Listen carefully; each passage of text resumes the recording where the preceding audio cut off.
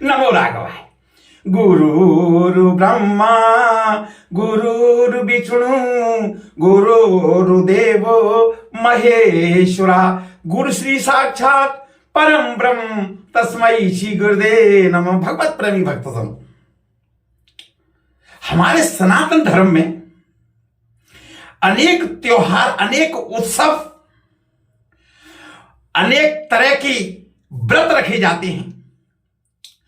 व्रत हमारी आत्मा को ही नहीं, हमारे जीवन को पवित्र बनाता है।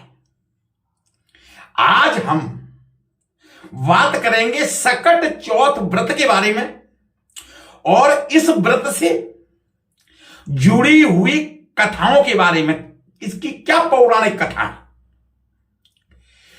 व्रत करना सनातन धर्म में बहुत जरूरी है। सकट चौथ का व्रत की पौराणिक कथा क्या है, यह आप जानेंगे। आपसे अनुरोध है कि आप वीडियो को अंत तक देखें और जानें सकट चौथ के व्रत की कथाएं। नमो राघवाय। सकट चौथ कथाएं। बोलो गणेश जी महाराज की जय। सकट चौथ पौराणिक कथाएं, अनेक कथाएं हैं। आज हम सबसे पहले जानते हैं राजा हरिश्चंद्र की कथा। कहते हैं कि सतयुग में राजा हरिश्चंद्र के राज्य में एक कुमार था। एक बार तमाम कोशिशों के बावजूद जब उसके बर्तन कच्चे रह जा रहे थे तो उसने यह बात एक पुजारी को बताई। उस पर पुजारी ने बताया कि किसी छोटे बच्चे की बल से ही यह समस्या दूर हो जाएगी। इसके बाद उस कुमार ने एक बच्चे को पकड़कर आवा में डाल दिया और वह सकट चौथ का दिन था। काफी खोजने के बाद भी जब उसकी मां को उसका बेटा नहीं मिला तो उसने गणेश जी के समक्ष सच्चे मन से प्रार्थना की। उधर जब कुम्हार ने सुबह उठकर देखा तो आवा में उसके बर्तन तो पक गए लेकिन बच्चा भी सुरक्षित था। इस घटना के बाद कुम्हार डर गया और राजा के समक्ष पहुंच पूरी कहानी बताई। इसके पश्चात राजा ने बच्चे और उसकी मां को बुलवाया तो मां ने संकटों को दूर करने वाली सकट चौथ की महिमा का वर्णन किया। तभी से महिलाएं अपनी संतान और परिवार के सौभाग्य और लंबी आयु के लिए सकट चौथ का व्रत करने लगीं। बोलो गणेश जी महाराज की जय। सकट चौथ की दूसरी कथा, श्री महादेव पार्वती जी की कथा। एक बार महादेव जी पार्वती जी सहित नर्मदा के तट पर गए। वहां एक सुंदर स्थान पर पार्वती जी ने महादेव जी के साथ चौपड़ खेलने की इच्छा व्यक्त की। तब शिव जी ने कहा, हमारी हार जीत का साक्षी कौन होगा। पार्वती ने तत्काल वहां की घास के तिनके बटोरकर एक पुतला बनाया और उसमें प्राण प्रतिष्ठा करके उससे कहा, बेटा हम चौपड़ खेलना चाहते हैं किंतु यहां हार जीत का साक्षी कोई नहीं है, अतः खेल के अंत में तुम हमारी हार जीत के साक्षी होकर बताना कि हम में से कौन जीता और कौन हारा। खेल आरंभ हुआ। देवयोग से तीनों बार पार्वती जी ही जीती। जब अंत में बालक से हार जीत का निर्णय कराया गया तो उसने महादेव जी को विजयी बताया। परिणाम मत पार्वती जी ने क्रुद्ध होकर उसे एक पांव से लंगड़ा होने और वहां से कीचड़ में पड़ा रहकर दुख भोगने का शाप दिया। बालक ने विनम्रता पूर्वक कहा, मां मुझसे अज्ञानवश ऐसा हो गया है। मैंने किसी कुटिलता या द्वेष के कारण ऐसा नहीं किया। मुझे माफ करें तथा साप से मुक्ति का उपाय बताएं। तब ममता रूपी मां को उस पर दया आ गई और वे बोली, यहां नाग कन्याएं गणेश पूजन करने आएंगी। उनके उपदेश से तुम गणेश व्रत करके मुझे प्राप्त करोगे। इतना कहकर वे कैलाश पर्वत चली गई। 1 वर्ष बाद वहां श्रावण में नाग कन्याएं गणेश पूजन के लिए आई। नाग कन्याओं ने गणेश व्रत करके उस बालक को भी व्रत की विधि बताई। तत्पश्चात बालक ने 12 दिन श्री गणेश जी का व्रत किया। तब गणेश जी ने उसे दर्शन देकर कहा, मैं तुम्हारे व्रत से प्रसन्न हूं, मनोवांछित फल मांगे। बालक बोला, भगवान मेरे पांव में इतनी शक्ति दे दो कि मैं कैलाश पर्वत पर अपनी माता पिता के पास पहुंच सकूं और वे मुझ पर प्रसन्न हो सकें। गणेश जी तथास्तु कहकर अंतर्ध्यान हो गए। बालक भगवान शिव के चरणों में पहुंच गया।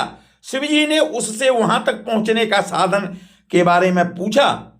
तब बालक ने सारी शिव जी को कथा सुना दी। उधर उसी दिन अप्रसन्न होकर पार्वती शिव से भी विमुख हो गई थी। तत्पश्चात भगवान शंकर ने भी बालक की तरह 21 दिन पर्यंत श्री गणेश का व्रत किया, जिससे प्रभाव से पार्वती जी के मन में स्वयं महादेव जी के से मिलने की इच्छा जागृत हुई। वे शीघ्र कैलाश पर्वत पर आ पहुंची। वहां पहुंचकर पार्वती जी ने शिव जी से पूछा, भगवान आपने ऐसा कौन सा उपाय किया जिसके फलस्वरूप में आपके पास भागी भागी आ गई। शिव जी ने गणेश व्रत का इतिहास उनसे कहा। तब पार्वती जी ने अपने पुत्र कार्तिक से मिलने की इच्छा से 21 दिन पर्यंत 21 की संख्या में दुर्वा, पुष्प और लड्डुओं से गणेश जी का पूजन किया। 21वें दिन कार्तिकेय स्वयं ही पार्वती जी से मिलने आ गए। उन्होंने भी मां के मुख से इस व्रत का महात्म सुनकर व्रत किया। सकट चौथ की एक साहूकार और साहूकारनी की कथा। एक साहूकार और एक साहूकारनी थे। वह धर्म पुण्य को नहीं मानते थे। इसके कारण उनके कोई बच्चा नहीं था। एक दिन साहूकारनी पड़ोसी के घर गई। उस दिन सकट चौथ था। वहां पड़ोसन सकट चौथ की पूजा करके कहानी सुन रही थी। साहूकारनी ने पड़ोसिन से पूछा, तुम क्या कर रही हो। तब पड़ोसिन बोली कि आज चौथ का व्रत है, इसलिए कहानी सुना रही हूं। तब साहूकारनी बोली, चौथ के व्रत करने से क्या होता है। तब पड़ोसिन बोली, इसे करने से अन्न धन सुहाग पुत्र सब मिलता है। तब साहूकारनी ने कहा, यदि मेरा गर्भ रह जाए तो मैं 1.25 शेर तिलकुट करूंगी और चौथ का व्रत भी करूंगी। श्री गणेश भगवान की कृपा से साहूकारनी को गर्भ रह गया, तो वह बोली कि मेरे लड़का हो जाए तो मैं 2.5 शेर तिलकुट करूंगी। तुम कुछ दिन बाद उसके लड़का हो गया, तो वह बोली कि चौथ भगवान मेरे बेटे का विवाह हो जाए तो 5.25 शेर का तिलकुट करूंगी। कुछ वर्षों बाद उसके बेटे का विवाह तय हो गया और उसका बेटा विवाह करने चला गया, लेकिन उस साहूकारनी ने तिलकुट नहीं किया। इस कारण से चौथ देव क्रोधित हो गए और उन्होंने फेरों से उसके बेटे को उठाकर पीपल के पेड़ पर बिठा दिया। सभी वर को खोजने लगे पर वो नहीं मिला। हताश होकर सारे लोग अपने अपने घर को लौट गए।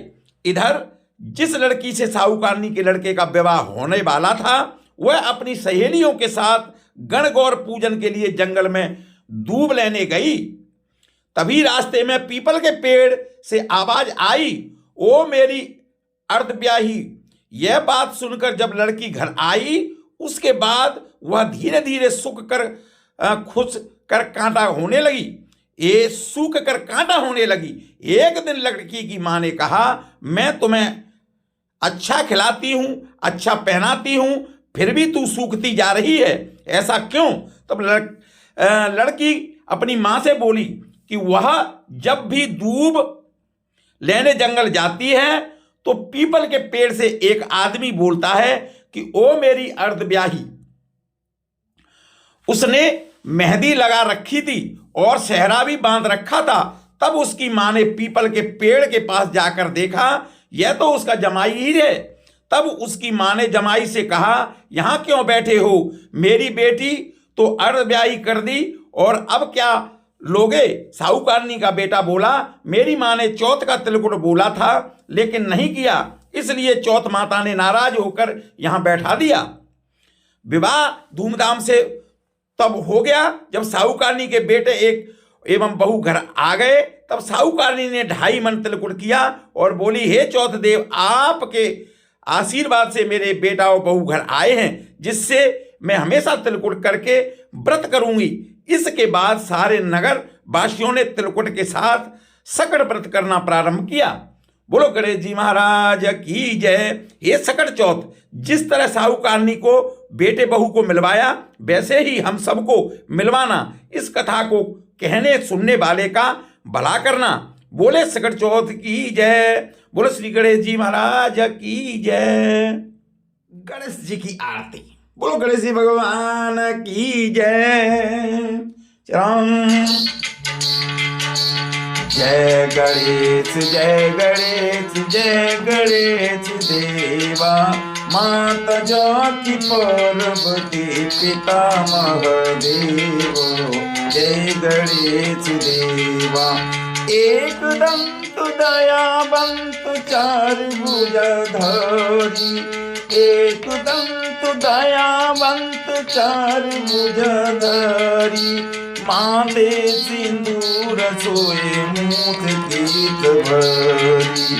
जय गणेश जय गणेश जय गणेश देवा, माता जाकी पार्वती पिता महादेव। जय गणेश देवा। जय गणेश जय गणेश देवा, माता जाकी पार्वती पिता महादेव। जय गणेश देवा। पान चढ़े फल चढ़े और चढ़े मेवा, पान चढ़े फल चढ़े और चढ़े मेवा। जय गणेश देवा। लड़ुअन को भोग लगे संत करे सेवा, लड़ुअन को भोग लागे संत करे सेवा। जय गणेश जय गणेश।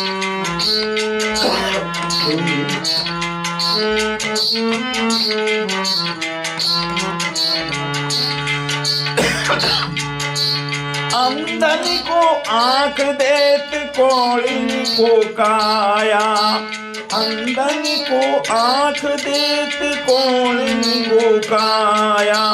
बाजन को पुत्र देत निर्धन को माया, निर्धन को माया। जय गणेश जय गणेश जय गणेश देवा, माता जाकी पार्वती पिता महादेव। जय गणेश देवा। जय गणेश जय गणेश जय गणेश देवा, माता जाकी पार्वती पिता महादेव।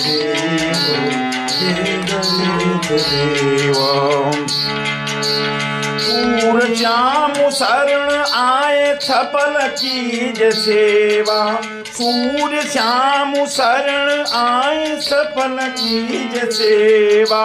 माता जाकी पार्वती पिता महादेव, पिता महादेव। जय गणेश जय गणेश।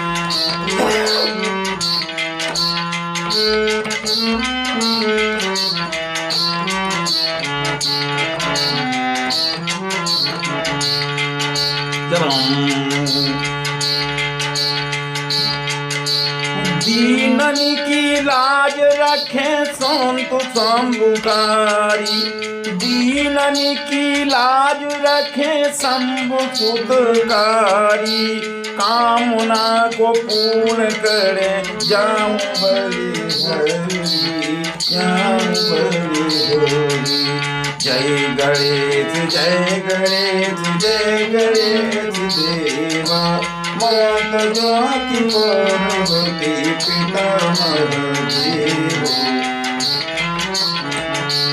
आज हम जय गणेश जय गणेश जय गणेश देवा, माता जाकी पार्वती पिता महादेव। देव। बोलो गणेश जी महाराज की जय। बोलो गणेश जी महाराज की जय। लो रहा आपने जाना सकट चौथ की पौराणिक कथाएं। इस तरह की पौराणिक कथाओं को जानने के लिए, रामायण महाभारत भागवत के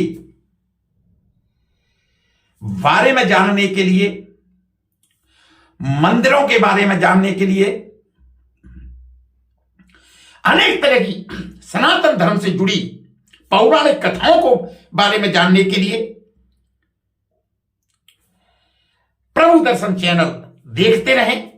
और यदि आप इस चैनल पर नए हैं तो आपसे अनुरोध है कि आप सब्सक्राइब करें और नोटिफिकेशन के लिए ऑल का बटन दबाएं, जिससे मेरे सारे वीडियो आपको मिल सकें, आप तक पहुंच सकें। आपसे अनुरोध है कि आप खुद देखें और लोगों को दिखाएं। सनातन धर्म को आगे बढ़ाएं। नमो राघव।